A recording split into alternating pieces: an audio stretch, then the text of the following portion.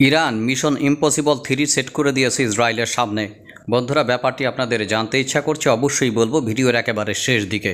আশা করি শেষ পর্যন্ত আমাদের সাথে থাকবেন। কিভাবে ইরান মিশন ইম্পসিবল 3 সেট করে দেবে এখন ইসরায়েলের সামনে, সেই ব্যাপারটি আমি আপনাদের একটু হিন্স দিয়ে দেই। S-400 আকাশ প্রতিরক্ষা ব্যবস্থা এবং Su-35 যুদ্ধ বিমান।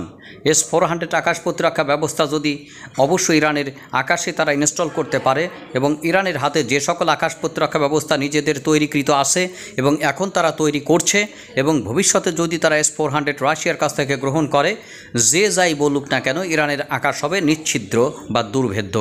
অন্যদিকে S-400-এর পাশাপাশি যদি Su-35 যুদ্ধ বিমানগুলো নিজেরা অ্যাকুইজিশন করতে পারে, প্রথম পর্যায়ে তারা হয়তো 14টি বা 24টি করবে, দ্বিতীয় পর্যায়ে 64টি, এবং এটি 100 বা 150-এর উপরে যাওয়ার সম্ভাবনা রয়েছে। কোনোভাবে যদি Su-35-এর মতো যুদ্ধ বিমান 150টি নিজেরা ইনস্টল করতে পারে নিজেদের বিমান বাহিনীতে, তখন ইরান হয়ে উঠবে পৃথিবীর মধ্যে এক ভয়ঙ্কর বিমান শক্তি এবং আকাশ প্রতিরক্ষা ভিত্তিক শক্তি। আর আপনার ক্ষেপণাস্ত্র প্রতিরক্ষা ব্যবস্থা এবং যুদ্ধ বিমানের বাইরে ইরান সম্ভবত ক্ষেপণাস্ত্র প্রযুক্তি নিয়ে কাজ করতে পারে রাশিয়া এবং উত্তর কোরিয়ার সাথে। আর এটি নিয়ে মূলত তাদের মাথা ঘুরছে। ইসরায়েল এবং আমেরিকা চরম মাত্রায় উদ্বিগ্ন। যদি ক্ষেপণাস্ত্র নিয়ে কাজ করে রাশিয়া এবং উত্তর কোরিয়ার সাথে, তাহলে তাদের 12টা বেজে যাবে, এই বিষয়ে ন্যূনতম কোনো সন্দেহ নাই। ইন্টারকন্টিনেন্টাল ব্যালিস্টিক মিসাইলের পাশাপাশি ইরান যদি পারমাণবিক অস্ত্র নিয়ে উত্তর কোরিয়ার সাথে কাজ করে, সেটি তাদের জন্য মারাত্মক এক জখম হয়ে আসবে, আপনি নিশ্চিত থাকতে পারেন। বন্ধুরা, সামগ্রিক বিষয়গুলো নিয়ে ভিডিওর একেবারে শেষ দিকে আপনাদের দুর্দান্তভাবে বলবো। তার আগে একটু আরেকটা সংবাদ দিয়ে নেই। চরম ধরনের আঘাত হিজবুল্লাহর তরফ থেকে এসেছে উত্তর গাজার 2টি ইসরায়েলির সামরিক ঘাঁটিতে। সেই ব্যাপারগুলোর বলার পরে আমি এই ব্যাপারটি নিয়ে আপনাদের সামনে কথা বলবো। আসলেই কি তারা S-400 এবং Su-35 যুদ্ধ বিমান অ্যাকুইজিশন করতে পারবে? রাশিয়া কি তাদের এই 2টি অস্ত্র দেবে? বন্ধুরা, ব্যাপারটি নিয়ে আমরা সামগ্রিক ভিডিওটি শুরু করতে পারি। বন্ধুরা, চলুন শুরু করা যাক। আবারও চরম রকমের আক্রমণের মাধ্যমে দখলদার বাহিনীকে চরম একটা শিক্ষা দিল হিজবুল্লাহ এবং হামাস। হিজবুল্লাহ এবং হামাস এই চরম শিক্ষার মাধ্যমে তাদের পর যে ধরনের প্রতিশোধমূলক হামলা অব্যাহত বা জারি রেখেছে, আসলে তাদের এখন আর কিছু করার নাই। আমেরিকা ইয়েমেনের হুতি বিদ্রোহীদের উপর হামলা চালিয়েছে, তারপরেও তারা প্রতিনিয়ত লোহিত সাগরটি আক্রমণের মাধ্যমে বন্ধ করে দিয়েছে। ওদের অর্থনৈতিক মেরুদণ্ড মোটামুটি ভেঙে যাওয়ার উপক্রম হয়েছে। বন্ধুরা, এক পরিসংখ্যানে জানা গেছে এখনও পর্যন্ত টোটাল বিনিয়োগ কমেছে প্রায় 70%, এবং এখনও পর্যন্ত সম্ভবত তাদের অর্থনীতি সংকুচিত হয়ে 33% মতো। শ্রমবাজারে তাদের জনসংখ্যা নাই বললেই চলে। শ্রমবাজারে জনসংখ্যার যোগান অনেক কমে গেছে। মাল্টিন্যাশনাল কোম্পানিগুলো সম্ভবত এখন ওদের দেশ ছেড়ে চলে যাওয়ার একটি প্রস্তুতি গ্রহণ করছে। বন্ধুরা, সামগ্রিক একটি দেশ যখন যুদ্ধের মধ্যে থাকে, তখন তার বিভিন্ন মৌলিক মানবাধিকার থেকে শুরু করে অর্থনৈতিক কর্মকাণ্ড সেভাবে চলে না। আর যে পরিমাণ অর্থনৈতিক কর্মকাণ্ড একদিকে স্থবির হয়ে গেছে, অন্যদিকে রাজস্ব ব্যয়ের পরিমাণ সামরিক খাতে প্রচুর পরিমাণে বেড়ে গেছে। শুধুমাত্র দখলদার দেশটি টিকে আছে প্রভুদের অনুদান এবং আপনার প্রতিনিয়ত সাহায্যের কারণে। এখনও পর্যন্ত প্রায় $2,600 কোটি আরও একটি সাহায্য প্যাকেজ অনুমোদন হয়েছে। সুতরাং সাহায্য নিয়েই ওদের বাকি জীবন যাবে। মধ্যপ্রাচ্যের দেশগুলো অস্ত্র কেনে আমেরিকার কাছ থেকে, আর সেই সকল অস্ত্রের টাকায় সম্ভবত তারা আবার নতুন করে অস্ত্র বিক্রি করে না তো অনুদান দেয় এই দখলদার দেশটিকে। আবার সেই অস্ত্র ব্যবহার হয় সাধারণ নিরস্ত্র মানুষের উপরে, তাদের জায়গা দখল করার জন্য, তাদের ভূমি দখল করার জন্য। আর এই কারণে তাদের উপরও তো এই ধরনের প্রতিশোধ আসবেই। বন্ধুরা, হিজবুল্লাহ এবং হামাসের তরফ থেকে যে ধরনের প্রতিশোধ গ্রহণ করা হয়েছে, এটি যদি প্রতিনিয়ত মাত্রায় আরও বাড়তে থাকে, তাহলে ওদেরকে অবশ্যই পরাজয় স্বীকার করে নিজেদের ভূমি নিজেদের কাছে, অর্থাৎ প্যালেস্টাইনদের ভূমি প্যালেস্টাইনদের কাছে সৎসম্মানে ফিরিয়ে দিতে হবে। তা নাহলে প্রতিনিয়ত এবং প্রতিদিন এই আক্রমণ চলতেই থাকবে এবং দখলদার গোষ্ঠীর চরম ধরনের প্রতিশোধ নিতেই থাকবে। সুতরাং আপনি যেভাবেই মারেন না কেন, ধরেন না কেন, শুধুমাত্র ঘরে তৈরি করা অস্ত্র দিয়ে তারা যে ধরনের প্রতিরোধের ব্যাপারটি দেখিয়েছে, এটি অবশ্যই ঈর্ষণীয় একটি সাফল্য। বন্ধুরা, এরই মাধ্যমে ইরানের সাথে তারা একটি যুদ্ধে আসতে চেয়েছে। মূলত নিজে না পেরে এই যুদ্ধে আমেরিকাকে তারা টেনে আনতে চেয়েছে, কিন্তু আমেরিকা খুব ভালো করে জানে ইরানের সাথে যুদ্ধ জড়ানোর মতো কোনো সময় এটি নেই। এমনিতেই রাশিয়ার সাথে ইউক্রেন যুদ্ধে জড়িয়ে তাদের লেজ মাথা সবই গেছে। রাশিয়ার সাথে ইউক্রেন যুদ্ধে জড়িয়ে মূলত তারা এই পর্যন্ত $16,000 কোটি উপরে সহায়তা প্রদানের মাধ্যমেও এখন সুন্দরভাবে পরাজিত হচ্ছে। বন্ধুরা, এখনও পর্যন্ত তারা ইসরায়েলকে প্রতি বছর প্রচুর পরিমাণে হাজার হাজার কোটি ডলারের সামরিক সহায়তা দেয়। সর্বশেষ প্রায় $2,600 কোটি সামরিক এবং অর্থনৈতিক সহায়তা ইসরায়েলের জন্য গিয়েছে। আর এগুলোই সবই আমেরিকার সাধারণ জনগণের করের টাকা। বন্ধুরা, বর্তমানে আমেরিকার বিভিন্ন বিশ্ববিদ্যালয়ে গাজার অভ্যন্তরে গণহত্যার ব্যাপারটির বিরোধিতা করে এবং যুদ্ধবন্ধের বিরোধিতা করে আমেরিকার বিশ্ববিদ্যালয়গুলোতে এখন আন্দোলন ছড়িয়ে পড়েছে। এটি একটি মারাত্মক অশনি সংকেত অবশ্যই দখলদার দেশটির জন্য। আর এ কারণে দখলদার দেশটির প্রধানমন্ত্রী বলেছে যে আমেরিকায় যে কাহিনীটি ঘটছে সেটি চরম মাত্রায় ভয়ঙ্কর ব্যাপার। বন্ধুরা, হ্যাঁ, আপনারা জানেন যে অসির চেয়ে মসি শক্তিশালী, অস্ত্রের চেয়ে কলমের শক্তি অনেক বেশি।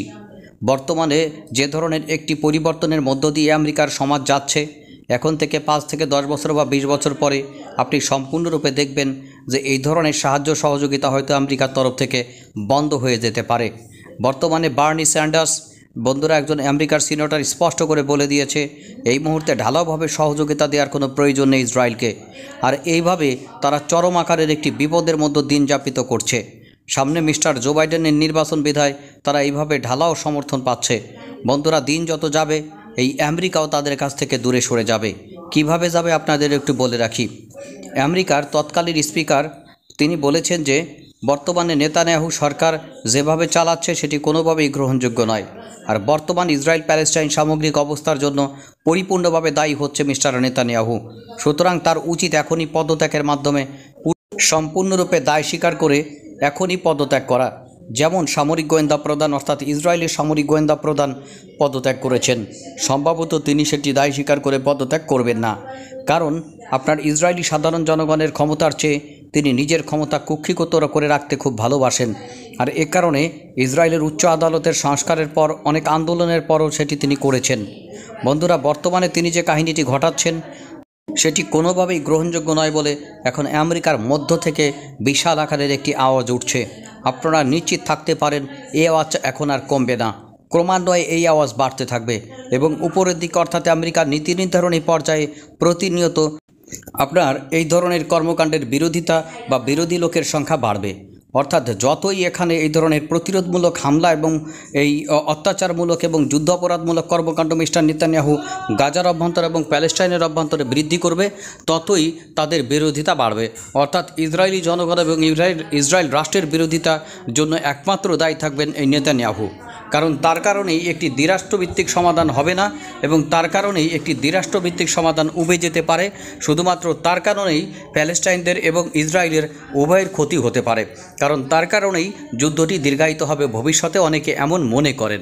বন্ধুরা, আপনাদের কি মনে হয় রাশিয়া ইউক্রেন যুদ্ধের যেমন বড় ধরনের একটি নিয়ামক হয়ে আসতে পারে যে কোনো একটি দেশের বিজয়, কিন্তু এখানে কি ভ্লাদিমির পুতিন যেমন নিরঙ্কুশ বিজয়ের দিকে সামনের দিকে আত্মবিশ্বাসী অগ্রসর হয়ে যাওয়ার জন্য মিস্টার জো বাইডেন যেমন বিশ্বাস করেন যে তিনি ইউক্রেনকে এখনও সহযোগিতার মাধ্যমে দেশটি টিকিয়ে রাখতে পারবেন, মিস্টার জো বাইডেন কি তেমন বিশ্বাস করেন যে ইসরায়েল স্থায়ীভাবে টিকে থাকবে?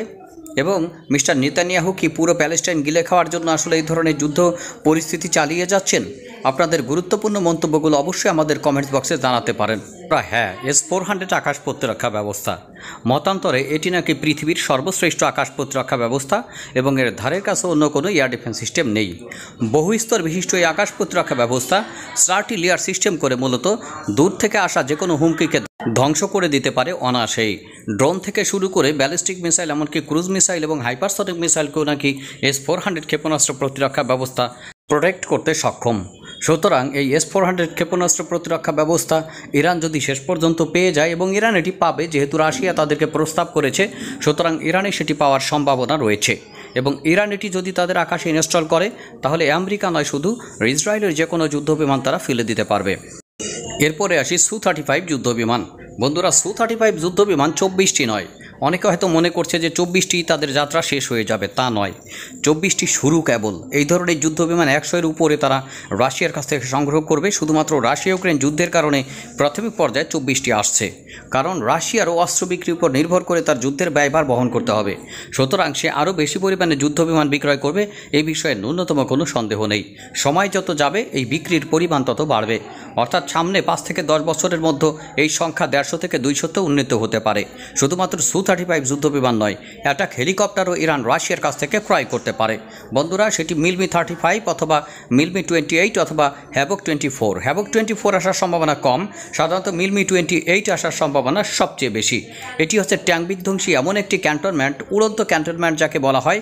এখানে প্রায় 28টির মতো অ্যান্টি ট্যাঙ্ক গাইডেড মিসাইল থাকে, যেগুলো শূন্য থেকে প্রায় 10 কিলোমিটার দূরবর্তী যে কোনো আপনার একটি ট্যাঙ্কের কনভয়কে ধূলিসাৎ করে দিতে সক্ষম। আকাশ প্রতিরক্ষা ব্যবস্থা এবং উচ্চমানের ড্রোন সম্পর্কেও ব্যাপারে আপনার প্রযুক্তিগত সক্ষমতার ক্ষেত্রে রাশিয়া ইরান একে অপরকে সহযোগিতা করতে পারে।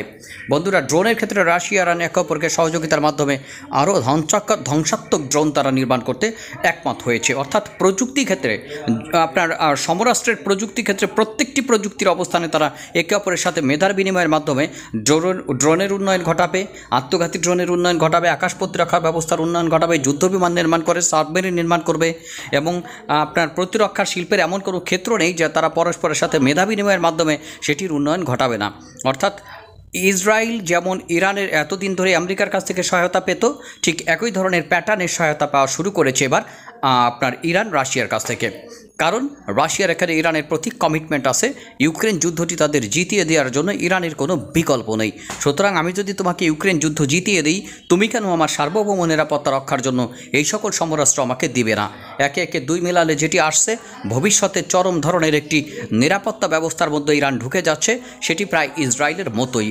অর্থাৎ S-400 পাচ্ছে, Su-35 পাচ্ছে, আত্মঘাতী ড্রোন পাচ্ছে, সাবমেরিন পাচ্ছে এবং এমনও হতে পারে দুই দেশ মিলে এমন কিছু সমরাস্ত্র বা হাইপারসনিক মিসাইল উৎপাদন করতে পারে, অথবা দূরপাল্লার ব্যালিস্টিক মিসাইল উৎপাদন করতে পারে, অথবা উভয় পারমাণবিক সহযোগিতার মাধ্যমে নতুন ধরনের পারমাণবিক শক্তির উদ্ভব ঘটাতে পারে, যেটি তাকে স্থিতিশীলতার পাশাপাশি মধ্যপ্রাচ্যের বুকে আমেরিকা এবং ইসরায়েলের মিলিত শক্তির বিরুদ্ধে প্রত্যাঘাত করার পাশাপাশি টিকে থাকতে সহায়তা করবে।